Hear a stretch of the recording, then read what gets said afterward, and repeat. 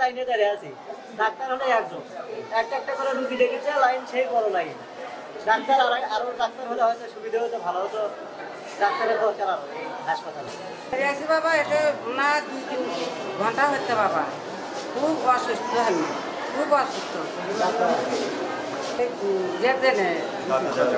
Doctor দেখান দেনে বাবা, না দেখা পাচ্ছি না বাবা। ভিড় ক্যাঙ্কা বাবা, তা ভিড়ের জন্য ক্যাঙ্কা এই ছেলে মেয়ের মধ্যে আমি মেয়ে মানুষের সাথে খারাপ আছি বাবা।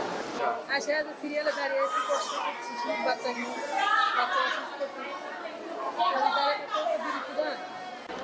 না। হাসপাতালে কোনো স্যালাইন নাই, মানে ওষুধপাতি রাউন্ড দিয়ে যায়, একটু 3 বার আসে রাউন্ড দিয়ে যায়, ওখানে ওষুধ দিয়ে যায়। ওদের সব কিছু বাইক থেকে মানে কিনে নিয়ে আসতে হয়, বললে ওদেরই মানে বকা জকা, মানে ওদের খুব রাগিত ভাবে। তাই আমরা সরকারি হাসপাতালে যে আসে যদি একটু সেবায় যদি না পায়, ওষুধপাতি না পায়, সব যদি বাইরে থেকে কিনতে হয়, তাহলে তো সরকারি হাসপাতালে আমাদের দরকার তো হয় না।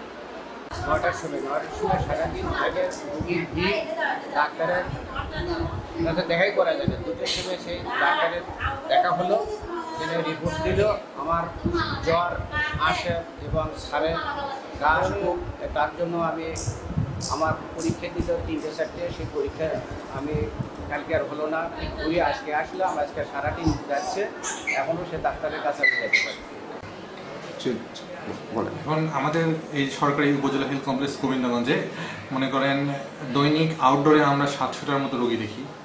আর এমার্জেন্সিতে ধরেন মানে ট্রিটমেন্ট চিকিৎসা নেয়, মানে রাস্তার অ্যাক্সিডেন্ট সহ মারামারি ধরেন 100 জন চিকিৎসা নেয়, আর ভর্তি করায় 50 জনের উপরে। আর এখানে অলমোস্ট 50 শয্যা বিশিষ্ট হাসপাতালে টোটাল ভর্তি থাকে মনে করেন 100 জনের কাছাকাছি।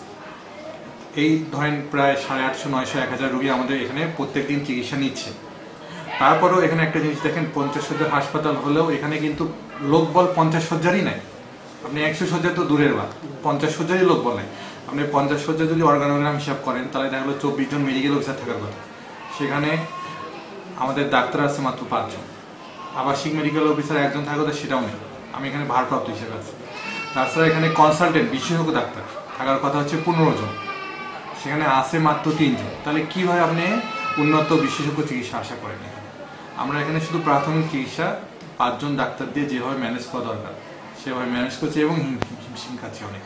কারণ 1000টা রোগী দেখা আপনি 5 জন ডাক্তারের পক্ষে সম্ভব? আমাদের এখানে মেইনলি সমস্যা হচ্ছে, আমাদের এখন আগে যে হাসপাতালের কাঠামো ছিল সেটা আমরা খুবই কষ্ট করে ভাঙাচোরার মধ্যে দিয়ে আমরা এতদিন অতিবাহিত করে রোগী দেখছি। এখন নতুন বিল্ডিং হওয়ার পর এখানে চিকিৎসা সেবার মানটা উন্নত হয়েছে, এবং এই কারণে বিভিন্ন শুধু গোবিন্দগঞ্জ নট অনলি, আপনার ঘোড়াঘাট বলেন, রানীগঞ্জ বলেন, এদিকে মহিমাগঞ্জ আছে, এমনকি সাগাটা, ফুলছড়ি, এগুলোর রুগীও আমাদের এখানে আসে। 100 বেডের কাঠামো কিন্তু এখন আমাদের ওইভাবে হয়নি, কিন্তু 50 বেডের রুগী আমাদের সব সময়ের জন্য ভর্তি 250-300 রুগী অলরেডি থাকে।